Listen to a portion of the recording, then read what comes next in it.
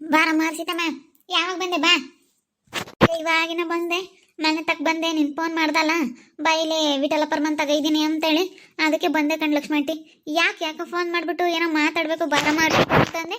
ಸೀತಾ, ನೀನ್ ಏನಾನ ಅನ್ಕೊಳಮ್ಮ, ಈಗ ನಿನ್ನ ಮೊಮ್ಮಗಳಿಗೆ ಈ ಮಾನಸನ್ಗೆ ನಿಮ್ ಬುದ್ಧಿ ಒಂದ್ ಸೂಸಾ ಇಲ್ಲ ಕಣಮ್ಮ. ಸಮರ್ಥನ್ ಬುದ್ಧಿ ಆಗ್ಲಿ ನಿಮ್ ಬುದ್ಧಿ ಆಗ್ಲಿ ಒಂದ್ ಸೂಸಾ ಇಲ್ಲ.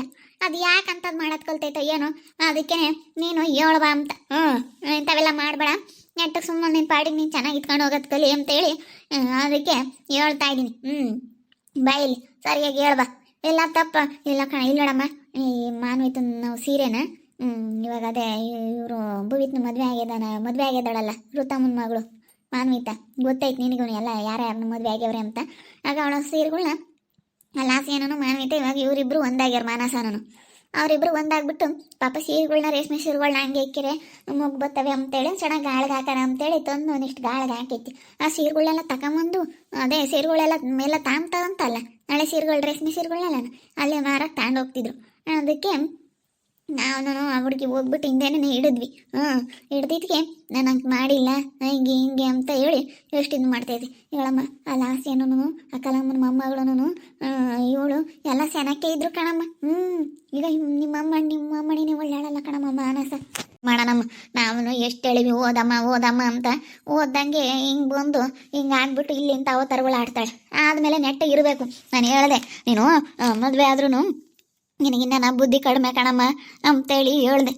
ಇಷ್ಟು ಚಿಕ್ಕ ವಯಸ್ಸಿಗೆ ಮದುವೆ ಬೇಡ, ಎಲ್ಲ ಕೆಲ್ಸಕ್ಕಾದ್ರೂ ಹೋಗಮ್ಮ ಅಂತೇಳಿ ಅಷ್ಟೊಂದೆಲ್ಲ ಹೇಳಿದ್ದೀನಿ. ನೋಡಪ್ಪ, ಇಂಥ ಮಾಡಿದ್ರೆ ನಮಗೆಲ್ಲ ಮರ್ಯಾದೆ ಇರ್ತವೆ. ಹರ್ಷಿತಮ್ಮನ ಮಗನ ಮಗಳಂತೆ ಅಂತೇಳಿ ಜನ ನಮ್ಮನ್ನು ಆಡ್ಕೊಂತಾರೆ. ನೋಡಪ್ಪ ಹರ್ಷಿತಾ ಎಷ್ಟು ಒಳ್ಳೆ ಬುದ್ಧಿವಂತಿ, ನೋಡಪ್ಪ ಮೊಮ್ಮಗಳಿಗೆ ಒಳ್ಳೆ ಬುದ್ಧಿ ಕಲ್ಸಕ್ಕಾಗಲ್ವೇ ಅಂತಾರೆ. ಅಂದಂಗಿರ್ತಾರೆ ಅಂತಾರೆ. ನೋಡಪ್ಪ ಕೆಲಸದಾಗ ಇದ್ದಾಳೆ ಹರ್ಷಿತಮ್ಮ, ಹೇಳಕ್ಕಾಗಲ್ವೇ ಅಂತ ಹೇಳಿ. ಯಾವಾಗಮ್ಮ ನೀನು ರಿಟೈರ್ಡ್ ಆಗೋದು? ಇನ್ನೊಂದು 10 ವರ್ಷ ಐತೆ. ನಮ್ಮ ಅವಳದ್ ಮದುವೆ ಮಾಡಿದ್ಯಾ ಅಂತಂದ್ರೆ ಯಾರು ನಂಬಲ್ಲ. ಜಾಗ ಐತೆ ಲಕ್ಷ್ಮಿ ಆಂಟಿ, ಸ್ವಲ್ಪ ಡೇಟ್ ಆಫ್ ಬರ್ತು ಸ್ವಲ್ಪ ಕಡಿಮೆ ಬರ್ಸಿದ್ದಾರೆ. ಅವಾಗ ನಮ್ಮಮ್ಮ ಇರೋ ಯಾತು ಸರಿಯಾಗಿ ನೆನಪಿಕೊಂಡಿಲ್ಲ, ಏನಿಲ್ಲ ಒಂದು ಅಂದಾಜಿ ಬರ್ಸವ್ರೆ, ಕಡಿಮೆ ಬರ್ಸವ್ರೆ.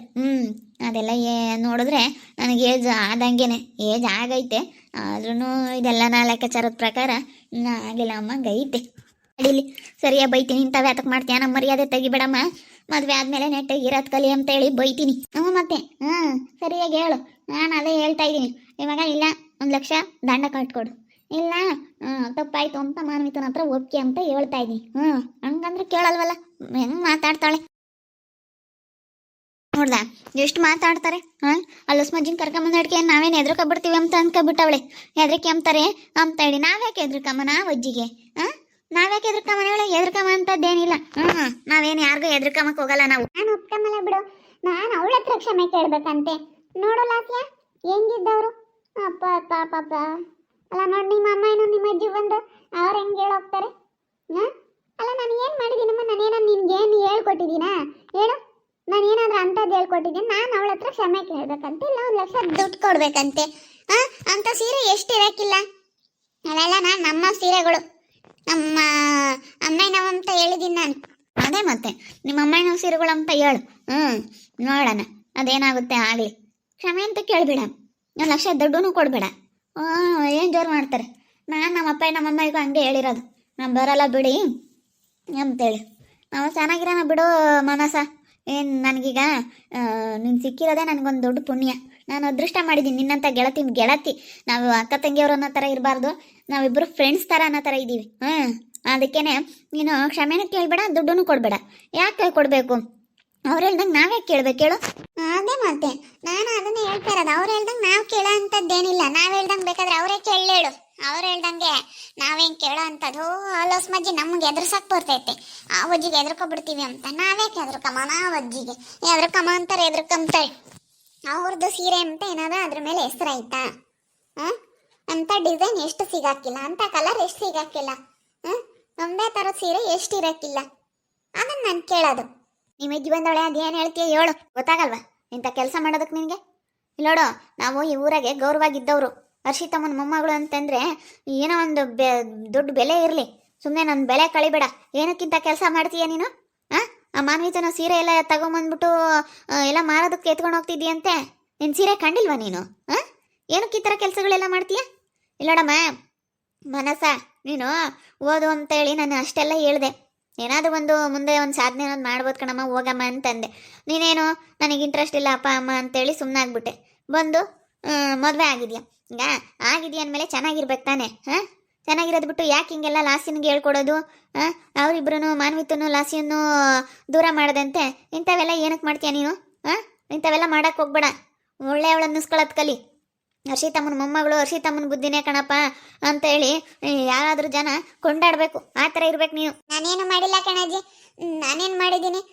ನಾನು ನಮ್ಮ ಸೀರೆ ಇಲ್ಲಡಮ್ಮ, ಇವಾಗ ನೀನು ಬಂದಿರೋದಕ್ಕೆ ನಮ್ಮಮ್ಮ ಅಂತ ಹೇಳ್ತಾ ಇದ್ದಾಳೆ. ಅವಳು ಎಲ್ಲಿಂದ ತಂಡಿದ್ಲಮ್ಮ? ಅಲ್ಲ, ಎಲ್ಲಿ ತಂಡಿದ್ಲಿ ಅವಳು? ನಮ್ಮಮ್ಮ ಅಂತ ಹೇಳಿಲ್ಲ ಇಷ್ಟ ತಿಂತಕನ. ಈಗ ಅಲ್ಲೇನೆ ನಮ್ಮವ ಅಂತ ಹೇಳ್ತಾ ಇದ್ದಾಳೆ.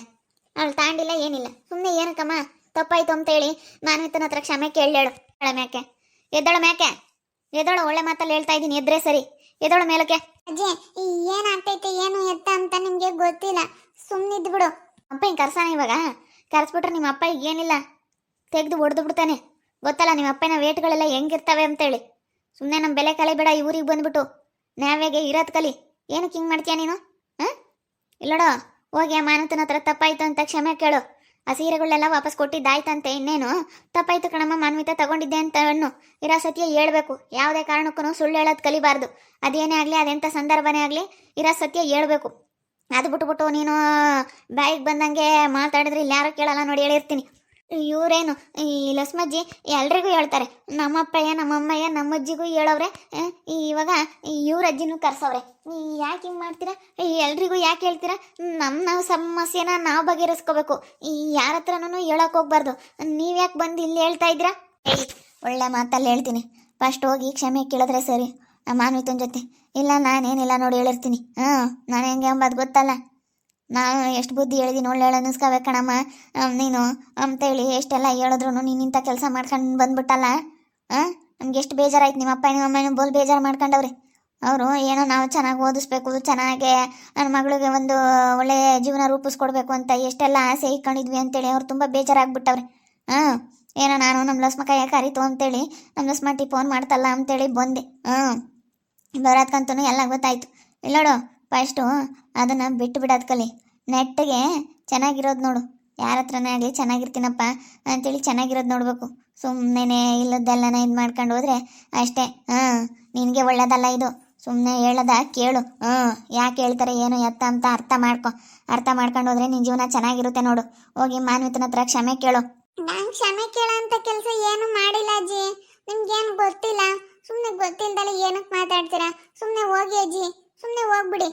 ನಾನು ಕ್ಷಮೆ ಕೇಳೋ ಅಂತ ಕೆಲಸ ಏನೂ ಮಾಡಿಲ್ಲ ಬಿಡಿ. ನೀನು ಮಾಡಿದ್ಯಾ ಬಿಟ್ಟಿದ್ಯಾ? ಫಸ್ಟು ನೆಟ್ಟಿಗಿರೋದು ಕಲಿ. ಏನಕ್ಕಿಂತವೆಲ್ಲ ತಾರ ತಿಗಡಿ ಕಲಿತೀಯಾ? ಇಲ್ಲೋಡಮ್ಮ, ನಿನ್ನ ಜೀವನ ನೀನು ಮಾಡ್ಬೇಕಂದ್ರೆ ನೀನು ಕರೆಕ್ಟಾಗಿ ನೀನು ಕೆಲಸ ಮಾಡಬೇಕು. ನಿನ್ನ ಪಾಡಿಗೆ ನೀನು ಇರಬೇಕು. ಆವಾಗ ಒಳ್ಳೇದಾಗುತ್ತೆ. ಸುಮ್ಮನೆ ಯಾರಿಗೂ ಇದು ಮಾಡಿದ್ರೆ ಅದು ನಮ್ಗೆ ಒಳ್ಳೇದಾಗಲ್ಲ. ಲಾಸ್ಯ, ನೀನು ಇವಳು ಮಾತು ಕೇಳ್ಕೊಬಿಟ್ಟು ಸುಮ್ಮನೆ ಇದು ಮಾಡಬೇಡ. ನೀನು ಚೆನ್ನಾಗಿ ಇಟ್ಕೊಂಡು ಹೋಗೋದು ಕಲಿ ನೋಡು. ಒಳ್ಳೆ ಮಾತಲ್ಲಿ ಹೇಳ್ತಾ ಇದ್ದೀನಿ. ನೋಡೋದ್ರಲ್ಲ ವೀಕ್ಷಕರೇ, ಹರ್ಷಿತಾ ಬಂದವಳೆ ಮಾನಸನ್ಗೆ ಚೆನ್ನಾಗಿ ಬೈತಾ ಇದ್ದಾಳೆ. ಗೊತ್ತಾಗಲ್ವಾ ಇಂಥ ಕೆಲಸ ಮಾಡೋದಕ್ಕೆ ಅಂತೇಳಿ. ನಾವು ಇಂಥವ್ರು ಅಂತ ಹೇಳಿ ನಾವು ಊರಾಗ ಯಾವತ್ತೂ ಅನ್ನಿಸ್ಕೊಂಡಿಲ್ಲ. ನಿನ್ನಿಂದ ನಾನು ಅನ್ನಿಸ್ಕೊಳ್ಳೋದಕ್ಕೆ ತಯಾರಿಲ್ಲ. ನೀನು ನೆಟ್ಟಗಿರು. ಇಲ್ಲ ಮಾನ್ವಿತನ ಹತ್ರ ಕ್ಷಮೆ ಕೇಳು. ಇಲ್ಲ ಲಕ್ಷ್ಮಂಟಿ ಹೇಳ್ದಂಗೆ ಕೇಳು ಅಂತ ಹೇಳ್ತಾವಳೆ. ಅದಕ್ಕೆ ಹರ್ಷಿತಾ ಬಂದು ಇವಾಗ ಚೆನ್ನಾಗಿ ಬೈತಾ ಇದ್ದಾಳೆ. ಇವಾಗ ನಮ್ಮ ಅಜ್ಜಿನೂ ಬಂದು ಬೈತಾ ಇತ್ತಲ್ಲಪ್ಪ ಇವ್ರ ವಿಷಯಕ್ಕೆ ಅಂತೇಳಿ ಅವಳಿಗೆ ಇವಾಗ ಸಿಟ್ಟು ತಡಿಯೋಕ್ಕಾಗ್ತಾ ಇಲ್ಲ ಮಾನಸನಿಗೆ. ಇನ್ನು ಹರ್ಷಿತಾ ಏನಿಲ್ಲ, ಒಂದು ಸತಿ ಅವಳೇನಾದ್ರೂ ಮನ್ಸು ಮಾಡಿಬಿಟ್ರೆ ಮತ್ತೆ ಇವಳು ಇನ್ಯಾವತ್ತೂ ಮಾತಾಡ್ಸೋಕೆ ಹೋಗಲ್ಲ. ಹರ್ಷಿತಾ ಹೇಳ್ದಂಗೆ ಕೇಳಿದ್ರೆ ಏನೋ ಇವಳನ್ನ ಚೆನ್ನಾಗಿ ನೋಡ್ಕೊಂತಾಳೆ, ಚೆನ್ನಾಗೇ ಯಾವುದಾದ್ರೂ ಒಂದು ಕಷ್ಟದಲ್ಲಿ ಆಗ್ತಾಳೆ, ನೋಡ್ಕೊಂತಾಳೆ. ಆದರೆ ಹರ್ಷಿತನ ಮಾತಿಗೆ ಬೆಲೆ ಕೊಡಬೇಕು. ಇವತ್ತು ಅವರು ಎಷ್ಟು ಚೆನ್ನಾಗೆ ಓದಿ ಕಷ್ಟಪಟ್ಟು ಇವತ್ತು ಹೆಂಗಿದ್ದವರು ಎಂಥ ಒಳ್ಳೆ ಸ್ಥಾನಕ್ಕೆ ಬಂದರು. ನೀವೇ ನೋಡಿದ್ದೀರ ಅವತ್ತಿನ ಕಾಲದಾಗೆ ಅವ್ರ ಅಮ್ಮಯ್ಯ 4 ಜನ ಹೆಣ್ಣು ಹುಡುಗರು ತಿಮ್ಮಜ್ಜಿ ಒಳಗೆ ಬಿಡ್ಕೊಂತ ಇರಲಿಲ್ಲ. ಎಷ್ಟು ಅವತ್ತಿನ ಕಷ್ಟ ಹೆಂಗಿತ್ತು ನಿಮಗೆ ಗೊತ್ತು. ಆ ಕತೆ ಏನು ಅಂತ ಆ ಕತೆಗಳನ್ನೆಲ್ಲ ನೋಡಿದ್ರೆ ತುಂಬ ಬೇಜಾರಾಗ್ತೈತೆ. ಆ ತಿಮ್ಮಜ್ಜಿ 4 ಜನ ಹೆಣ್ಮಕ್ಳು ಅಂತೇಳಿ ನೋಡ್ಕೊಂತಿರ್ಲಿಲ್ಲ. ಆದರೆ ಜಯಮ್ಮನಿಗೆ 2 ಗಂಡು ಮಕ್ಳು ಆಗಿರೋದ್ರಿಂದ ಹೆಂಗೆ ನೋಡ್ಕೊತಾ ಇದ್ರು. ಆವಾಗ ಬರೀ ಚಿಕ್ಕ ಮಕ್ಕಳು. ಇವಾಗ ನೋಡ್ರಿ 4 ಜನ ಹೆಣ್ಮಕ್ಳು ಎಂಥ ಒಳ್ಳೆ ಸ್ಥಾನದಲ್ಲಿದ್ದಾರೆ, ಎಷ್ಟು ಚೆನ್ನಾಗಿದ್ದಾರೆ. ಎಲ್ಲ ಒಬ್ರಿಗಿನ್ನ ಒಬ್ರು ಚೆನ್ನಾಗಿದ್ದಾರೆ ಅಲ್ವಾ? ನೀವೇ ನೋಡಿದ್ದೀರ ಎಷ್ಟು ಹೆಂಗೆ ಇದ್ದವರು ಹೆಂಗಾದ್ರು ಅಂತ. ಹಿಂಗೆ ಯಾರಿಗೇ ಆಗಲಿ ಇದು ಬಡತನ ಸಿರಿತನ ಯಾವತ್ತೂ ಶಾಶ್ವತ ಅಲ್ಲ. ನಾವು ಕಷ್ಟಪಟ್ಟು ದುಡ್ದು ಶಾಂತಮ್ಮನೂ ಮಕ್ಳನ್ನ ಓದ್ಸಕ್ಕಷ್ಟೇ ಕಷ್ಟಪಟ್ಲು. ಭಾಗ ತಗೊಳಕ್ಕಾಗಲಿ ಜಯಮ್ಮನ ಹತ್ರ ಆಗಲಿ ಎಲ್ಲರ ಹತ್ರನೂ ಅವಳು ತುಂಬ ಕಷ್ಟಪಟ್ಲು, ತುಂಬ ಅನ್ನಿಸ್ಕೊಂಡ್ಲು ಜನಗಳ ಹತ್ರ. ಇದನ್ನೆಲ್ಲ ಅವಮಾನ ಅಪಮಾನ ಎಲ್ಲ ಸಹಿಸ್ಕೊಂಡಿದ್ದಕ್ಕೆ ಇವತ್ತೆಲ್ಲ ಒಳ್ಳೇದೇ ಆಯಿತು ಅಲ್ವಾ. ಅದು ಸ್ವಲ್ಪ ದಿನ ಸುಧಾರಿಸ್ಬೇಕಷ್ಟೇ. ನೋಡ್ತಾ ಇರಿ, ಏನೇನಾಗ್ಬೋದು ಅಂತೇಳಿ ಮುಂದಿನ ಭಾಗದಲ್ಲಿ ನೋಡ್ತಾ ಇರಿ. ಹಾಗೆ ವಿಡಿಯೋ ಬಗ್ಗೆ ನಿಮ್ಮ ಅಭಿಪ್ರಾಯನ ಕಮೆಂಟ್ ಮಾಡಿರಿ. ಹಾಗೆ ವಿಡಿಯೋ ಇಷ್ಟ ಆಗಿದ್ರೆ ಲೈಕ್ ಮಾಡಿ, ಶೇರ್ ಮಾಡಿ. ಇನ್ನೂ ಯಾರು ನಮ್ಮ ಚಾನಲ್ ಸಬ್ಸ್ಕ್ರೈಬ್ ಮಾಡ್ಕೊಂಡಿಲ್ಲ ತಪ್ಪದೆ ಕೂಡಲೇ ಸಬ್ಸ್ಕ್ರೈಬ್ ಮಾಡ್ಕೊಳ್ಳಿ. ಓಕೆ ವೀಕ್ಷಕರೇ, ಧನ್ಯವಾದಗಳು.